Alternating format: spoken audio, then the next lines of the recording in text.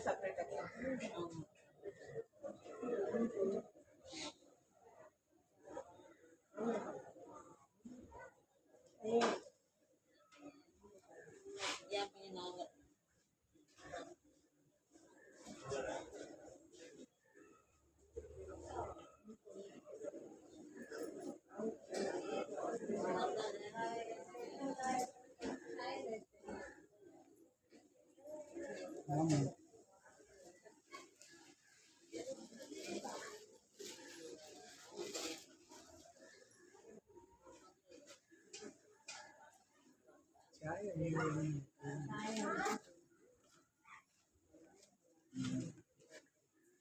ఆనంద సత్తగా గంట మాత్రం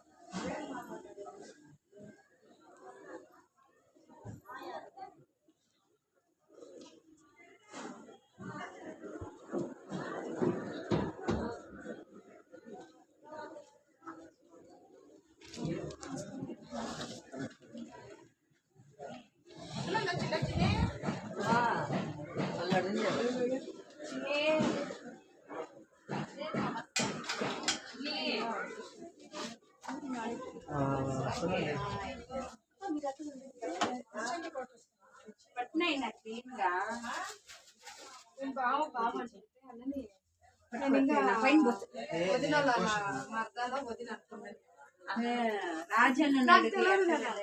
ఇక్కడ వాక్యం మనం చూసాం కదా, ఆయన వచ్చినప్పుడు సమాధిలో ఉన్న వాళ్ళు ఆయన స్వరము వింటారు. ఓకేనా? ఇది చాలా పెద్ద అంశం, దీని వివరాలు చాలా ఉన్నాయి కాబట్టి అన్ని మనం డీప్గా తెలుసుకోవాలంటే ఇది సమయం కాదు. ఓకే, సమాధిలో ఉన్నవారు ఆయన స్వరం వింటారంటే అందరూ సమాధిలో ఉన్నారని అర్థము కాదు, చనిపోయారు అని అర్థం. చనిపోయిన వారందరూ ఎక్కడున్నారో ఆ ఉన్న చోటున ఆయన స్వరము అందరూ. అర్థమైందా? సో నరులు కామన్గా చనిపోయిన వాళ్ళు ఎక్కడ ఉన్నారని అనుకుంటారు?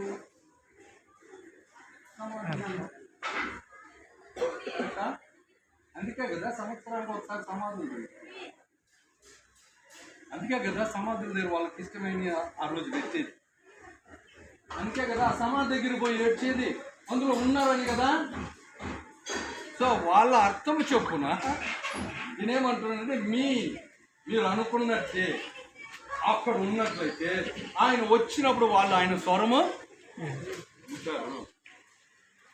ఇని సమాధిలో నుండి బయటికి వస్తారు. దాన్ని పునరుత్థానం. చనిపోయిన వారు మరలా లేవడం, దాన్ని పునరుత్థానం అని బైబిల్లో. అర్థమైందా? కనుక ఈ పునరుత్థానంలో ఎవరెవరు పాల్గొంటారంటే చనిపోయిన వాళ్ళందరూ పాల్గొంటారు. చనిపోయిన వాళ్ళందరూ పాల్గొంటారు. మంచోళ్ళు కావచ్చు, అర్థమైందా? సరే, దాన్ని గురించి చక్కగా ఆయన చెప్తున్నాడు. మేలు చేసిన వారు కీడు చేసిన వాళ్ళని ఉంది ఇక్కడ. మేలు చేసిన వాళ్ళు భూమి మీద ఉన్నారు, కీడు చేసిన వాళ్ళు కూడా భూమి మీద ఉన్నారు. మేలు చేసిన వాళ్ళు అంటే దేవుని భయం భక్తి గల వాళ్ళు, కీడు చేసిన వాళ్ళు అంటే దేవుని భయం భక్తి లేనివాళ్ళు కదా. ఈ రెండు రకాల భూమి మీద భక్తులు కానివాళ్ళు. ఇద్దరూ చనిపోతారు. భక్తులు చనిపోతారు, భక్తిహీనులు కూడా చనిపోతారు. ఇద్దరు పునరుత్థానంలో లేస్తారు. భక్తులు లేస్తారు, భక్తిహీనులు కూడా లేస్తారని ఈ మాట చెప్పింది ఎవరో తెలుసా? ఈ మాట చెప్పింది ఎవరో తెలుసా? ప్రభువైన యేసే కొద్దిగా తన నోటారు పలికినటువంటి మాట. అంచేత చనిపోయిన వాళ్ళందరూ కూడా సమాధిలో పాతి పెట్టబడతారు. శరీరం కానీ పరిశుద్ధ ఈ గ్రంథంలో క్రీస్తునందు ఉన్న వాళ్ళు చనిపోతే వాళ్ళు ఒక ప్రత్యేకమైన చోటుకి వెళతారని ఈ వాక్యం చెప్తుంది. క్రీస్తునందు విశ్వాసం గలవారు వారికి ప్రత్యేకమైన ఒక స్థలం ఉంది. ఎప్పుడు? చనిపోయిన వెంటనే. దాన్ని మధ్యాంతర స్థితి అంటారు. ఇంటర్మీడియట్ స్టేజ్ అంటారు. ఈ స్థలాన్ని అపోస్తులైన పౌలు ఏమంటున్నాడంటే క్రీస్తుతో ఉండడం అంటే ఫిలిప్పీ 1:23లో మనం చూసినట్లయితే క్రీస్తుతో ఉండడము అని, చనిపోయిన తర్వాత క్రీస్తుతో ఉండడము నాకు మంచి అని అంటే. 2 కొరింథీ సంఘాన్ని కూడా 5:8 కూడా అదే మాట అంటున్నాడు. చనిపోవడం అంటే క్రీస్తుతో ఉండడం. సో క్రీస్తునందు విశ్వాసులైన వారు చనిపోయిన తర్వాత క్రీస్తుతో ఉండబోతారు అనే అర్థంతో అక్కడ చెప్తున్నాడు. అంటే చనిపోయిన తర్వాత క్రీస్తునందు విశ్వాసులు ఇంకా ఆయన వశమే. అర్థమైందా? భూమి మీద ఉన్నంత వరకు కొన్నిసార్లు మనం ఆయన వశమే లేదు కదా. కొన్నిసార్లు స్వార్థంతో మన ఇష్టం కదా. కొన్నిసార్లు అపవాది కూడా మనం వస్తుంటాడు. వారి ఇష్టాలు మనలో జరిగిస్తాడు. కొన్నిసార్లు ఆయన ఇష్టం, కొన్నిసార్లు సాతాను ఇష్టం. అవునా కదా? చాలామంది క్రైస్తవులు అలా ఉంటారు కూడా. ఆదివారం ఏసియా, సోమవారం శనివారం వరకు లోకంలో ఉన్నాయా. క్రీస్తు వశంలో లేకపోవచ్చు భూమి మీద ఉన్న క్రైస్తవులైంది కూడా, దేవుని బిడ్డలైంది కూడా కొన్నిసార్లు సాతాను వాడు చిక్కించుకుంటాడు. అర్థమైందా? కానీ వారి ఆత్మలు వారు ఏమీ చేయలేడని పరిశుద్ధ చెప్తుంది. అంచేత చనిపోయిన వారు వెళ్ళేటువంటి ఒక స్థలం పౌలు అంటాడు క్రీస్తుతో ఉండడం అంటున్నాడు. అంతేకాదు ప్రభువైన యేసయ్య లూకా సువార్త 23:43లో శిలువ మీద ఏమంటున్నాడంటే చనిపోయిన వాళ్ళు పరదేశు అనే స్థలానికి వెళతారు అని. ఆ దోమత అంటాడు, మారు మనసు పొందిన దమ్ముతో నేడే ఈరోజే నువ్వు నాతో కూడా ఎక్కడికి వస్తావు, ఆ స్థలానికి పరదేశ్ అని కూడా మనం క్రీస్తుతో ఉండడం అంటే చనిపోయిన దేవుని బిడ్డలు క్రీస్తునందు విశ్వాసం ఉంచిన వారు చనిపోయిన వెంటనే ఎక్కడికి వెళ్తారు, పరదేశ్ అని యేసయ్య చెప్పాడు. అంతేకాకుండా ప్రకటన గ్రంథంలో దాన్ని విశ్రాంతి స్థలం అని కూడా వాళ్ళు అక్కడ విశ్రాంతిలో క్రీస్తునందు నిద్రించిన వాళ్ళు విశ్రాంతి అనబడిన పరదేశ్ అనబడిన ఒక దేవుని సన్నిధి, అది కూడా పరలోకము, ఒక భాగం అది పరలోకము కాదు. అక్కడ వాళ్ళు కనిపెడుతూ ఉంటారు. ఎప్పటి వరకు? యేసయ్య రాక వరకు వాళ్ళ విశ్వాసులు కానివారు, దేవుని బిడ్డలు కానివారు, భక్తిహీనులు, వారు వెళ్ళే స్థలం కూడా ఉంది. ఏది?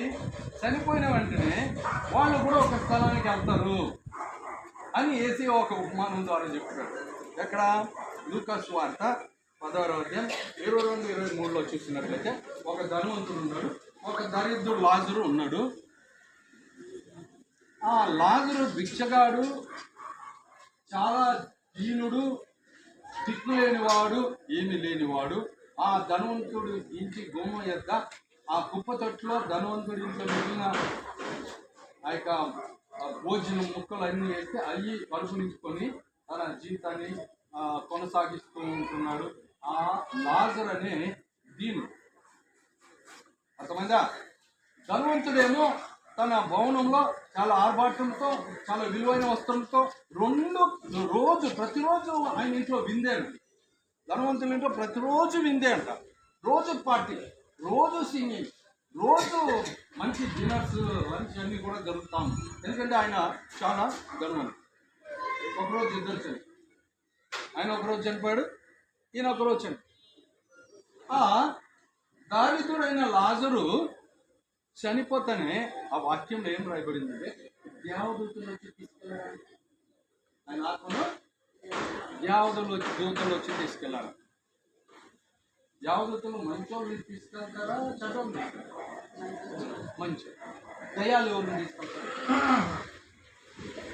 చెడ్డోళ్ళని.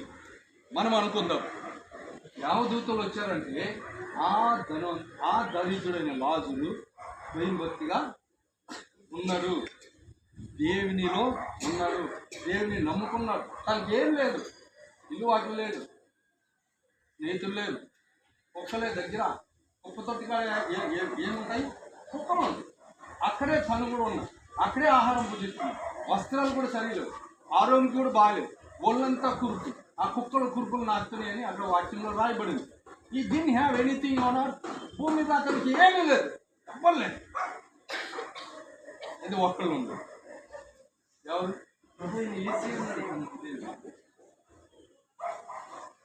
మన ప్రశ్న ఏసీ నమ్మకంతో ఇదేం పెట్టింది?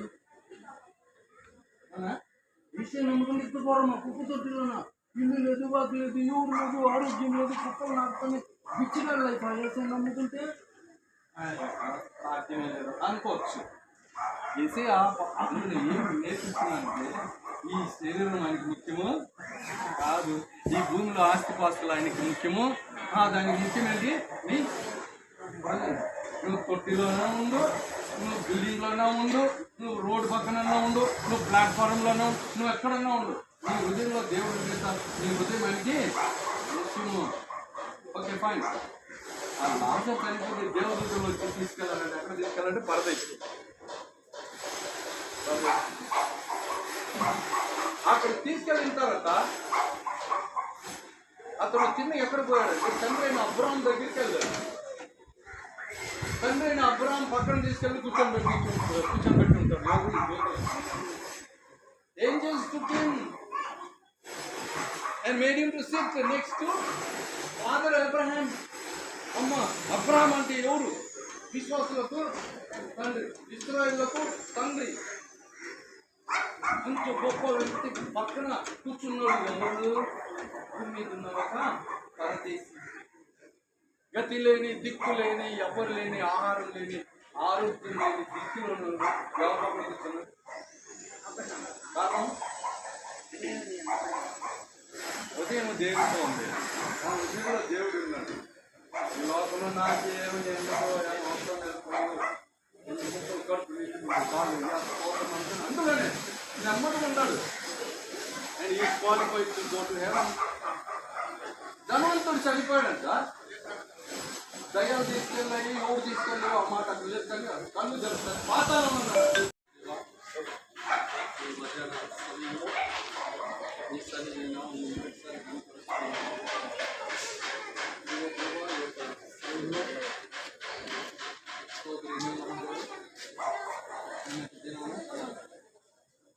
జీవిత యాత్రను మీరు తనకి ఏర్పాటు చేసి ప్రశాంతమైన విస్తారంలో ఇది గొప్ప సంగతి. ఇది నిరీక్షణ గొప్ప ఆశీర్వాదం. క్రీస్తునామమున ఉన్నవాళ్ళు ఈ విధంగా ఆశీర్వదింపబడి నిత్యం అనే వరం ఇచ్చింది. ఈ కృపలానికి ఇంకా ఆశించారు. నేను బలహీనతలో అనారోగ్యం ఉన్నా కూడా నేటి వరకు తన జీవితం కొనసాగింది. ఈ నామం కనపడుతుంది. ప్రశాంతంగా ఎటువంటి ఇబ్బంది లేకుండా నెమ్మదిగా స్తోత్రం.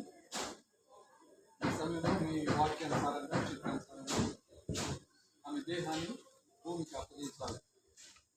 ఇది మీ యొక్క ఉచితం, ఇది మీ యొక్క నిర్ణయం. అంటే ఈ కార్యాన్ని మేము భయము భక్తితో చేయటం గొప్ప చెప్పండి. మా అందరినీ మీ స్వాధీనంలో ఉంచుకున్నది.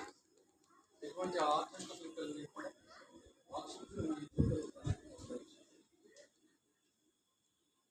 వాతావరణం కూడా మీ స్వాధీనం ఉంచుకున్నాను.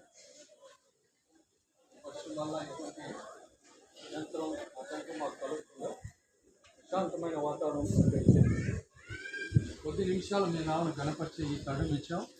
మేమందరం కలిసి మేము గణపరిచే కృప మాకు దయచేయండి. యేసు ప్రభు పరిశుద్ధ నామములో ప్రార్థించున్నాము తండ్రి.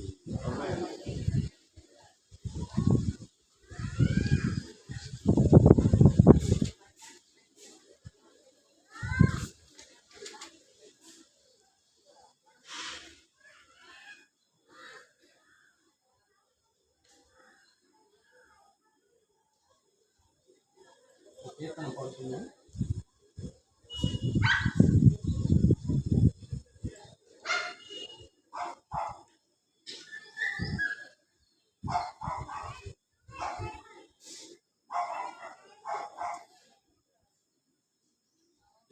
నా హృదయ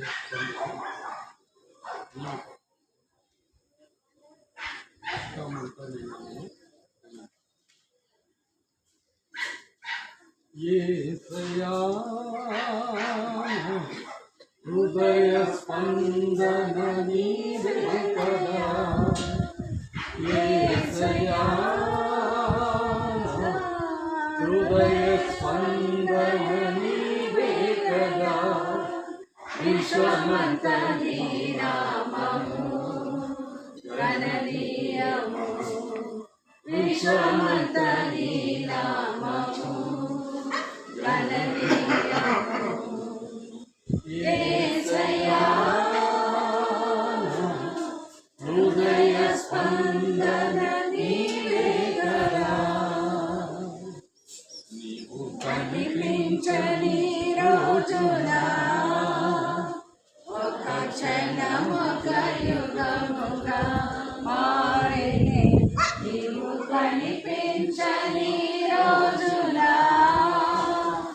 ఒక క్షణం ఒక యుగముగా మారినే. నీవు కనిపించిన రోజులా యుగ యుగాల తలపు మరి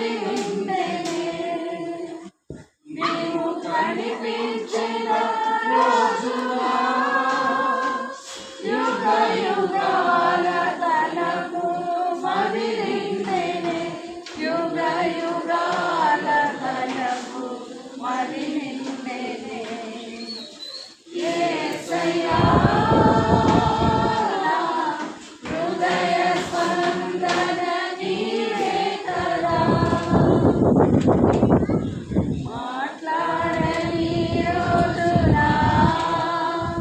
నా కనులకు నిద్ర కరువాయెనే.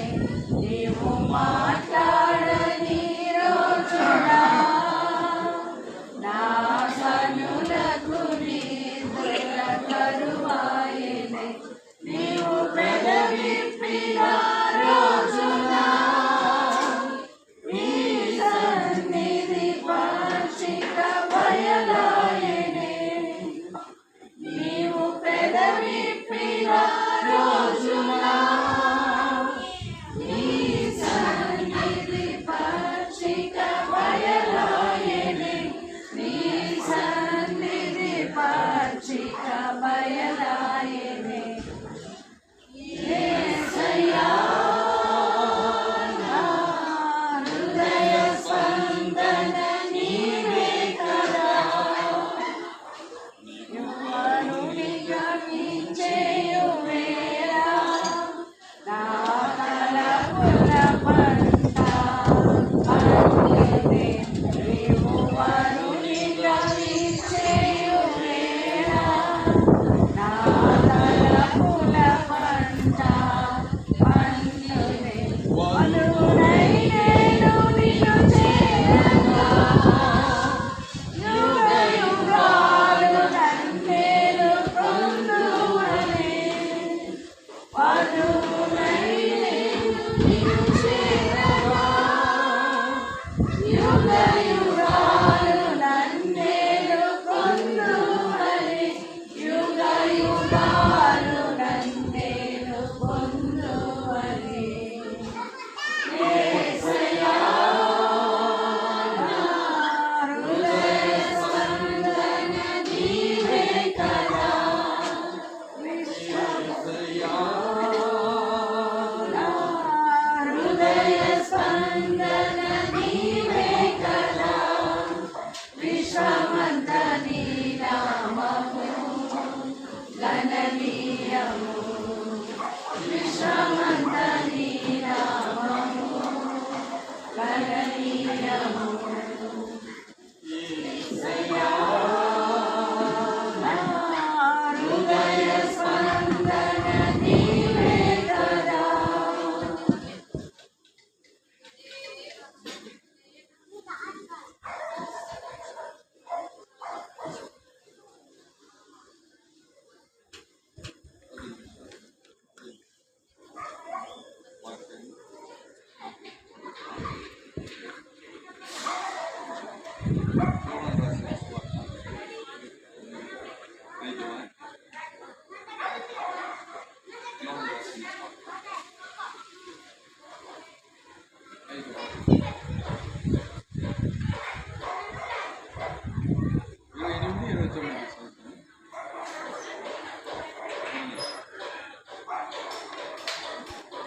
దీనికి ఆశ్చర్యపడుతుంది. ఒక కాలము వచ్చుచున్నది, ఆ కాలమున సమాధులలో ఉన్న వారందరూ ఆయన శబ్దము విని మేలు చేసిన వారు జీవ పునరుత్థానమునకును, కీడు చేసిన వారు తీర్పు పునరుత్థానమునకును బయటికి వచ్చారు. మరొకసారి చదవండి. దీనికి ఆశ్చర్యపడుతుంది, ఒక కాలము వచ్చుచున్నది, ఆ కాలమున సమాధిలో నున్న వారందరూ ఆయన శబ్దము విని మేలు చేసిన వారు జీవ పునరుత్థానమునకును, కీడు చేసిన వారు తీర్పు పునరుత్థానమునకును బయటికి వచ్చారు. ఈ వాక్యంలో రెండు విషయాలు గమనించాము. ఒకటి పునరుత్థానము, రెండవది తీర్పు. ఒకటి పునరుత్థానము, రెండవది తీర్పు. ఈ పునరుత్థానంలో ఎవరు పాల్గొంటారు? అని వివరాలు ఇక్కడ. ఈ తీర్పులో ఎవరు పాల్గొంటారు ఆ వివరాలు ఇక్కడ ఉంటుంది. కొందరు జీవపు పునరుత్థానమునకు, మరి కొందరు తీర్పు పునరుత్థానం. రెండు కార్యాలు వేరు వేరుగా ఉన్నాయి. జీవపు పునరుత్థానం వేరు, తీర్పు పునరుత్థానం వేరు. అంచేత ఇక్కడ రెండు పునరుత్థానములు కనబడుతుంది. There are two resurrections. One unto life, another one unto judgment. ఈ రెండు డిఫరెంట్ పునరుత్థానం. Okay, so the Bible says these two will not take at the same time, take place at the same time. ఈ రెండు ఒక్కసారే జరగవు. రెండు పునరుత్థానములే, కానీ అవి ఒకేసారి కాదు. ఒక పునరుత్థానము జీవమునకు, మరొక పునరుత్థానము మేలునకు. ఓకే, ఎవరెవరు ఈ పునరుత్థానంలో పాల్గొన్నారు? ఈ పునరుత్థానంలో